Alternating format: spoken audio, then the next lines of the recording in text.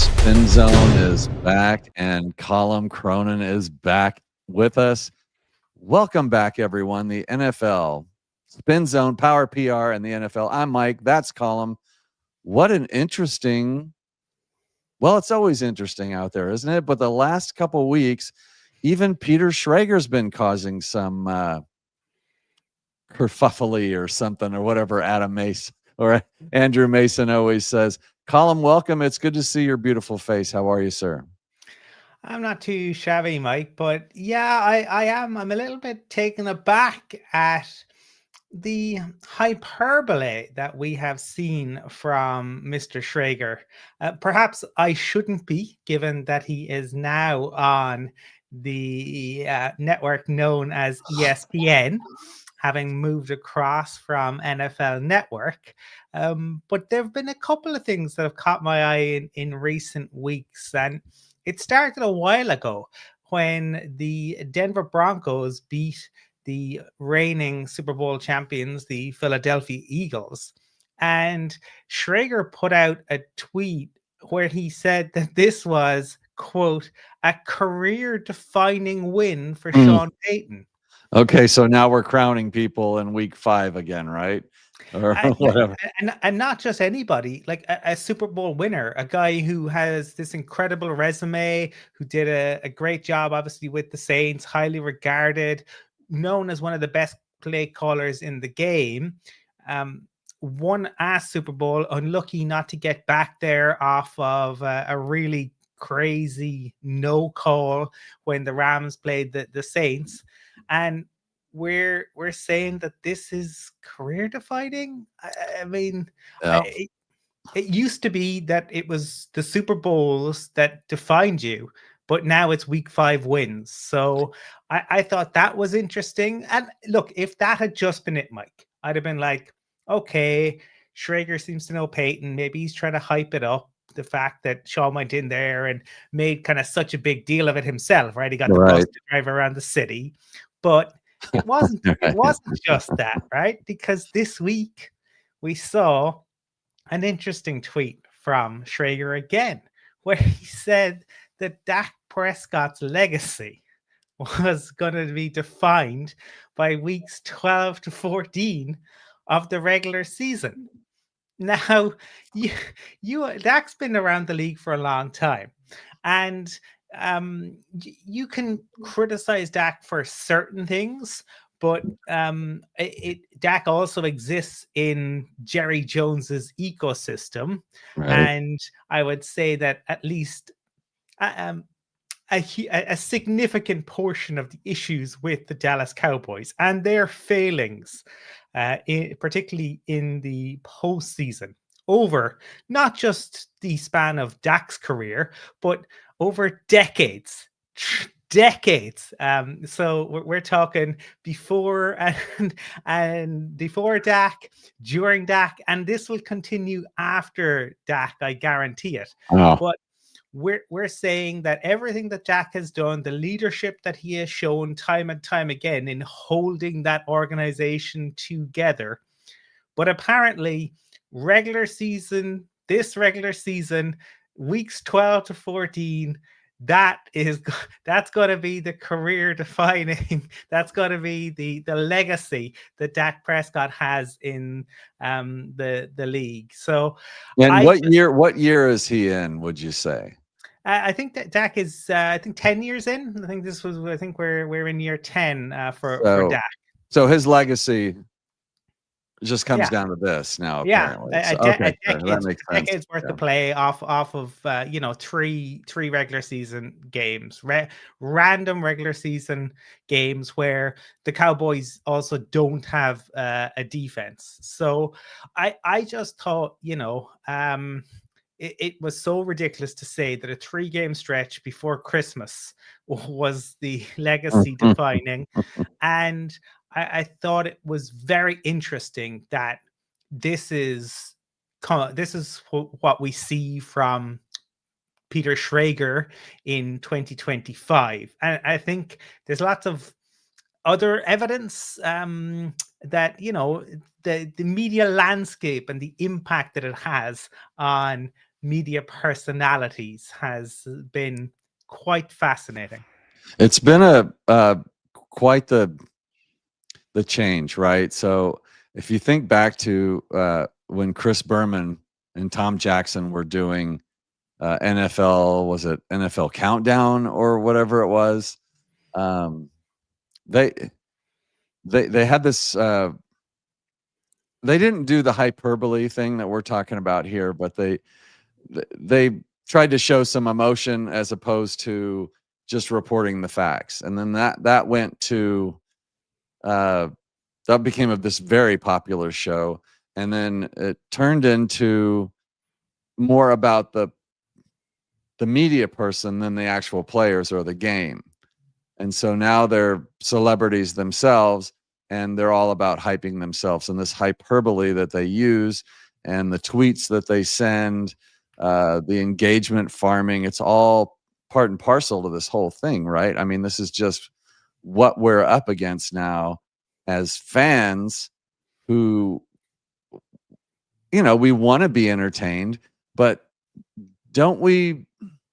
shouldn't it be more about, shouldn't we have someplace to turn for accurate information without all I mean, let's be honest, the Dak Prescott thing, it's not harmless. It's stupid. It is, and I think that's the piece where it essentially it insults the intelligence of fans, and it makes you question everything that you're being fed. Why is Schrager doing this all of a sudden? Because it feels almost a little bit like whiplash, Mike. Because this is a guy who in previous iterations of his career, when back about a year and a half ago with NFL Network, he kind of railed against some of the way the media landscape was going, the hyperbole, and now that he is with ESPN, all that has changed. I thought it was very interesting that when he was leaving Good Morning Football, and Kyle Brandt was kind of I suppose in eulogizing, for want of a better term, because they had been presenting the show since the start, and he said to ESPN. Now, it was known at the time, he didn't name them, but then people knew where Schrager was going. So he just said that I hope the next network, doesn't force this person to scream and fight for no reason.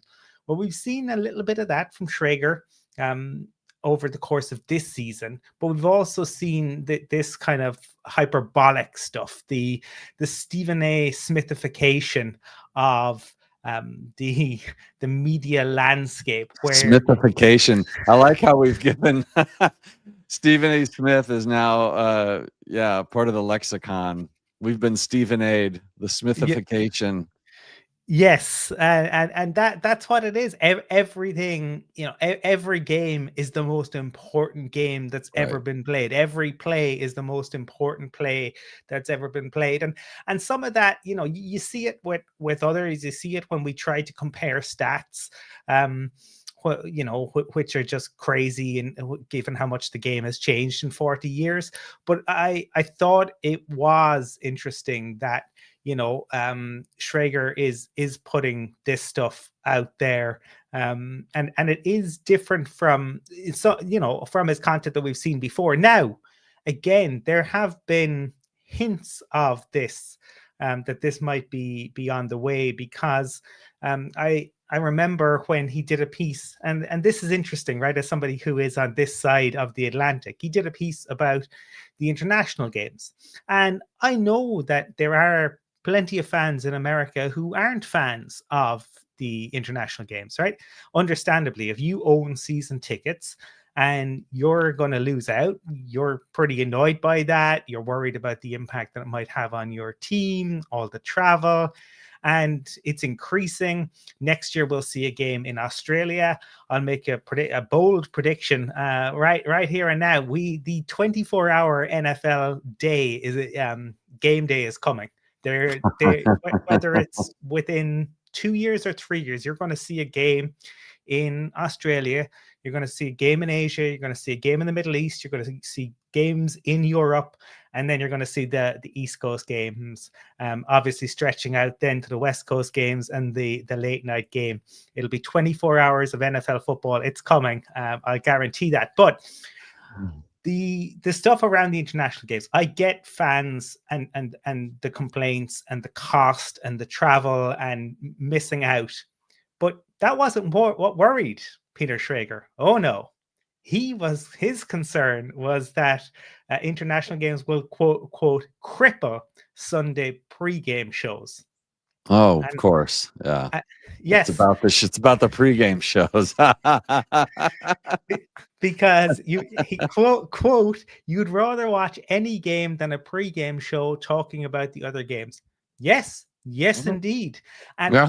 I think this week it's fitting to come back to that a little bit in the week where once again he's going to invoke his name, but we've seen Stephan A kind of rant about how can Drake May not know who we are? This is ridiculous. He's a liar. And then obviously people laughed at Stephan A, so he wrote back on that and said, "Oh, I was just joking." But I find it, the media, sports media has felt that it is almost bigger than the sport. And I think that's really interesting because it isn't. People are much more, and hopefully always will be, more interested in the sport than they are in sports media personalities. So I would be infinitely more interested, as much as they were so frustrating at times and watching them win Super Bowls, but I'd be much more interested in watching the Patriots play football than I would be in watching Cam Newton talk about football. And Peter Schrager wasn't looking out for fans with his comments. He was looking out for him and his buddies who do these media gigs. That's what the complaint was about. It's the self-importance, right? Like they're so important. How could a fan watch a game without them first telling them what to watch for and who's going to win? And to be fair, I do a Broncos show. You do a Broncos show. We're Broncos fans. You guys know that. And so, we do game picks. We do, all that kind of stuff because it's fun. But look, we don't expect anybody to watch.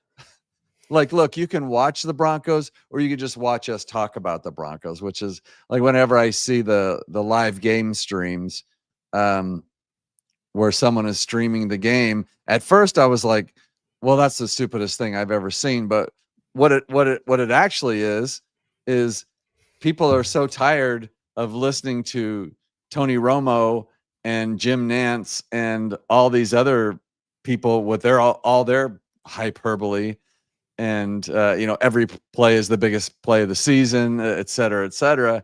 It's if you can't get past that, you can just turn the volume down and maybe find a Texans show or a Steelers show or a Broncos show. These backwards cameras. And then you could just listen to them kind of talk about the game so you can feel like you're watching it with somebody. But I don't think at any point in time do these people feel like they're more important than the game, whereas these people, Schrager's not the problem. Okay. He's a symptom. He's part of it now. Is this not just a symptom of a bigger issue? And maybe mostly with ESPN, they have to be pushing this content. It must be working. Somebody's watching it. Yeah, no, look, it's good for the algorithm, and it's good for clicks, and it's good for engagement, and so that's what it comes down to. But it's a bit like, we've talked a little bit about this before. It's like the fast food. It's like all of the candy that that tastes kind of really good at the time, but ultimately the long-term effects of it are not so good. And Yeah. it's not just, of course, it's not just about him, but he is a kind of a good case study in how media personalities have shifted from, you know, analyzing sports to um, this kind of performative nonsense that we see. And it's about access journalism, journalism in inverted commas there, and client journalism, because Peter Schrager is an insider. He is well connected around the league. But again, we've talked about this, Mike. Insiders don't tell you what's going to happen. They tell you stories after the fact, right? And then they Yeah. spin and they give you a narrative, and that's the that's some of the issue with this. And it's the fact that kind of insight has been replaced with this ever escalating language. Everything needs to be the biggest ever because nothing else cuts through the noise, because there is so much noise out there.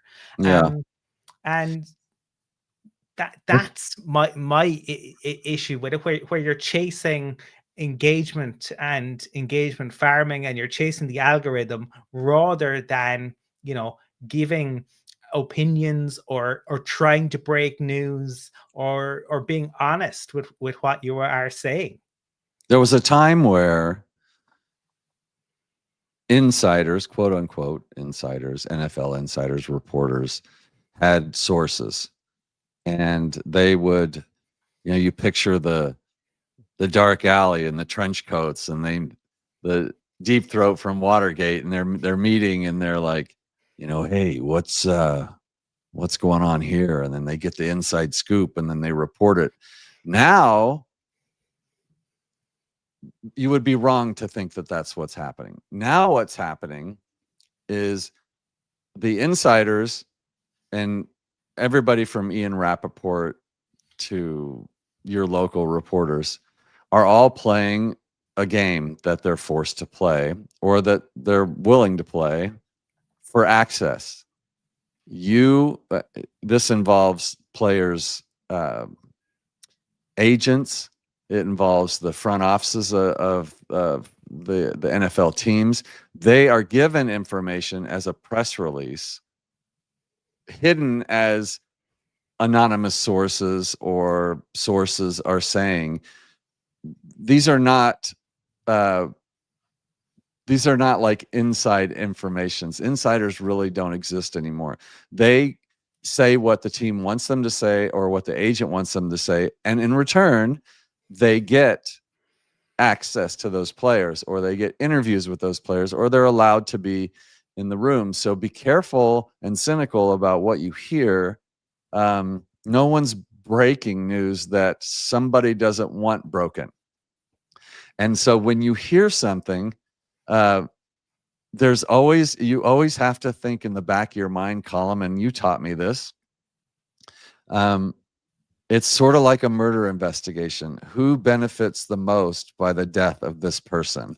Well, you can, in sports media, when someone says the coaches, per sources, are not happy with player A's effort in the last few weeks in practice, or, you know, whatever you hear, trust me, there is an ulterior motive and a reason why that information was put out. This is probably the other side of the coin of what we're talking about, and just media in general. The hyperbole, the everything is this, it's all about them, but it's also, we've lost our insiders and our inside information. There used to be like scoops that you would get. Remember when Peyton Manning was looking for a job and everybody was like, you know, hearing bits and pieces, trying to figure out where he was going to go? I mean, nobody had inside information that wasn't put out to everybody. So it's all kind of the same stuff. So I guess saying that the system's kind of broken, um, which, so we would always think analysis, stats, and everything are numbers, and now math is absolute. So math is never wrong. So 2 plus 2 is always going to equal 2, unless you have a narrative column. So now we have to even worry about what stats they use to support their narratives, because you can pick whatever information you want to support or knock down opinions too. So, what do we trust? What can we trust? Besides the spin zone, of course, folks, you can trust us, especially Column. What do you say to all that? Um, I I I say trust no one. Trust your own eyes, right? Yeah, yeah. You know what? NFL fans are actually pretty well educated. If you just let them watch ball, it's Yeah. pretty easy to tell who the good teams are, who the good players are. It's amazing how we've had to go to stats and now advanced analytics to decide whether a player is good or not. It's crazy to me. Like, if my wife can watch a guy and just go, wow, that guy kind of sucks, doesn't he? And I can go, yeah, that guy kind of sucks, but his stats are amazing. It's like stats can do whatever you want them to do. I think, yeah, look, stats definitely have a place. But again, sometimes we're in the early days of stats, and I think there's two things to consider here. We would have seen it in the Premier League. Early on, they were very excited about expected goals, what they for young Is strikers in this a particular. soccer reference? In soccer, yes, right. And so there was so much put into this, right? Yeah. This player A has this many expected goals, player B has this many expected, and player A is so much higher, so he's going to be a better player. And then that wasn't the case, and you're seeing that with some of these kind of advanced stats, right? Yeah. Because and I've seen some of the guys who are they're good, but maybe the data just isn't there, or like, are we really measuring what we value, or are we valuing what we can measure, right? Maybe Yeah. we're just not there yet. I'll give you an example. Ben Solak put out there this week that the Eagles and the Broncos have real issues going 3-and-out. Well, guess who's top of the conferences? So and you see people wrestling with that. And I think stats can be kind of a comfort blanket, Mike, Yeah. because we live in an inherently chaotic world, and stats and numbers and math can be nice and cozy, and you can measure it, and you can look at it, and you can point to the chart, and you can say that's how it is. Well, the world doesn't care about that, and football doesn't care about that. Yeah. The ball can bounce one way, and you can have far fewer yards gained on offense, but your starting position might be so much better because of fumbles or whatever, and all of a sudden you win the game. So I enjoy the game, watch the game, but I think if you're going too far down the rabbit hole with the stats, it takes away some of the enjoyment from you. Like, it's a bit like when people get way too in the weeds with movie criticism or music criticism. If you listen to the record, if you enjoy it, Yeah. It's funny how you can watch someone like Josh Allen of the Bills play, and he's just a football player, and he's a great football player. But if you want to shoot him down, you can find the stats to shoot him down with. And I think for me, and on my other shows, I have stat guys that are on the shows, but the difference is and I guess the best way I can put this is that stats and analysis without context are almost useless. Like, it's the context that really helps a lot. So when you say, this quarterback threw three straight incompletions, and this is just like one of the worst examples, and thank you for humoring me here, but let's just say he threw 3 interceptions. Well, 2 of them were tipped and 1 of them was a drop.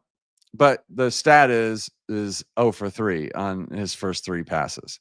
So what I mean by that is, without the context, you don't really know what that means. And so it starts with context, and then it turns into hyperbole, and then it turns into cynicism, and it turns into ranking quarterbacks. And these quarterbacks now, do you think that, of course, the agents use this stuff to their advantage? So if we push the good stats for their players, they can take those to the team and say, my player has the most EPRD, JAS, QX on fourth downs in the league, or some crap like that. And then they actually use that. So it's crazy how powerful stats can be, how damaging they can be. I think it's best left for like the off season. Like there's so much more to talk about during the season than these meaningless stats. And I would just like to show one thing to you now that we're kind of got through what we wanted to talk about, at least a lot of it. This is Tetaroa McMillan was just fined by the NFL $14,000 for that. Whatever that was. I mean, so this is the old, hey, it's not the guns. It was just like, hey, like 14 grand for that. The NFL, come on. What the hell, Colin? What is happening with the gambling? Are they collecting money? Does the NFL need money that we don't know? Should we all start like a fundraiser for the poor NFL? Well, one of the things that Peter Schrager talked about was when he was still at NFL Network, because of cutbacks, he had to pay his own way to the Super Bowl. So maybe they do. Maybe the multi-billion-dollar NFL needs that cash. Needs to take it from players who put their bodies on the line week in, week out. I think we should update a story that we did. If you'll bear with me, and if you folks will remember. Yeah, this is I think you're looking for the story about the Solitaire app. Okay. Is that correct, Mike? Well, you know me very well. So if you guys remember, this was in August, and the cameras happened to catch Stephan A playing solitaire during the NBA Finals, and it caused quite the ruckus. Now, at the time, I thought it was pretty funny. Not as being not a Stephan A. Smith, I thought, oh, it's kind of funny. He's getting guff for this. And but Colin, it turned out to be something entirely different, didn't it? There was a rhyme to Stephen's reason. And maybe you could just quickly explain to our listeners what I mean by that. Yeah, and for those of you who watched the episode, we went into detail. So it's tough to know whether. Please get in the whether comments. I see you all watching out there. If you want, we are live. You can get in the comments. Please do. Whether this was done, it was premeditated or whether it came afterwards, we'll never know. But essentially, Stephan A partnered with a solitaire app. A gambling app, and he put a tweet out there, AI generated video to get people to sign up, and you paid real money to play online. But the biggest issue was that the company, Mike, were under federal investigation for fraud, and they'd had their finger or their hand slapped on a number of occasions for some really unethical. Because they were literally using bots to fix the games and steal people's money. This is what he was promoting. Yes, and it wasn't just that he was promoting it. He got a whole host of ESPN characters to row in behind it, including Mina Kimes. Now, we did the episode. We talked about it. If people want to get more of a feel, Mina Kimes then came out shortly after that. She watches the show. Mina watches the show. She saw her name and knew after the spin zone got all over, she better make a move. Damage control. I'll kudos to Mina Kimes, right? She was the only one to put up her hand and say, "Hey, shouldn't have done it. Didn't do my research on this company properly. I'm really embarrassed. And I effed up." Was Yeah. what she said. She's the only one to do it. Everyone else just kind of absolutely disappeared, pretended they just never happened. And ESPN have since come out and said that they don't want any of the talent involved in this, except for Stephen A, who is perfectly And entitled do to whatever he do wants. whatever he wants, whenever he wants. Yeah, he's the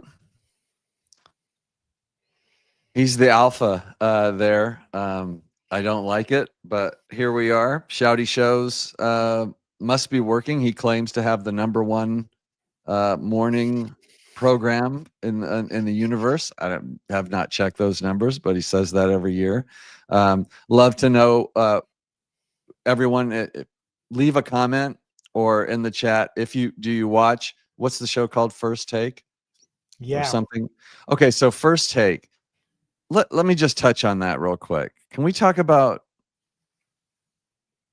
the other day where he called Drake May a liar? Okay, so quarterback for the Patriots. I think we all know that. But apparently maybe Drake said, "Yeah, I don't know what that show is," or there was a comment made, and Stephen A. Smith was so offended, he called Drake May a liar. First Take is the #1 morning show. Don't tell me. Well, I'm just going to read the quote exactly, as in you can decipher what it means. But First Take is the #1 morning show. Don't tell me you a athlete and you don't know that. Don't tell me you a athlete and you don't know that Cam Newton is on this show. You lying. End quote. So the gall of this man, as big of a star as he is, to assume that if someone doesn't know his show or that Cam Newton is on the show, that they must be lying. Now, I must be lying because I've never watched a single episode of First Take. I've said that on this show before. It's not like saying I never saw Star Wars or, you know, I mean, but First Take, I'm sorry, I don't like the shouty, yelly shows. I never watched Shannon Sharp and those guys yell at each other. I just never found any value in it. But that doesn't mean it's not good stuff because, maybe people do watch it. But I think this is carrying things a little bit too far. And I think somebody, or maybe even he did, the backlash that I saw on Twitter, the anger and hate towards Stephen A. Smith for that comment was incredible, which gave me hope and warmed my heart. Now, Colum, first of all, what did you think about that when he said it? And then what did you think of his apology afterwards? I mean, I thought it was what we talked about. It's the hubris where sports media believes that it's bigger than sports. I think the idea, right, that Drake May is in the running for MVP, having an unbelievable season. Right. He's also what 23, 24 years of age. Yeah. Way in which these guys consume sport is completely, or not just sport, but anything is completely different. And if you are one of the top QBs, how much time are you sitting around spending watching old guys talk about the game? I don't think you're doing that. Yeah. I think you're probably hanging out with people your age, and also I think you've seen some of the QBs talk about this, right? Bo Nix talked about how he really got rid of a lot of his social media off his phone. I would imagine a lot of them, if they've got good advice and if they listen to it, they're not going to be on there because it is so toxic. Graham Gano talked about this a couple of weeks ago as well, kicker for the Giants, and he talked about how, especially since the advent of betting, he gets death threats whether Right. he makes a kick or he misses a kick, because Either way. it impacts people. And that's for a kicker, a high profile player like Drake May. People are going to be having a go at him. Like, why would you want to subject yourself to that, particularly during the season? So I can, it doesn't I can totally see why a kid would not be watching First Take. And I think it was the reaction, the ridicule, and it was the ridicule that I found particularly pleasing, because people just laughed at Stephen A. Smith and the hubris that he showed in that. And I think it was because of that's why he said, "Oh, I was just joking," and he's tried to laugh it off and move on, and not admit that, he got his feelings hurt and he lashed out. Yeah, I agree with you 100%. Apology, non-apology, apologies. Yeah, he has to recognize that. Yeah, I'm sure he feels completely justified in what he said. Let's do just a little bit of NFL news before we get out of here. For today's games, Aaron Rodgers is out, and it will be Mason Rudolph starting against the Bears.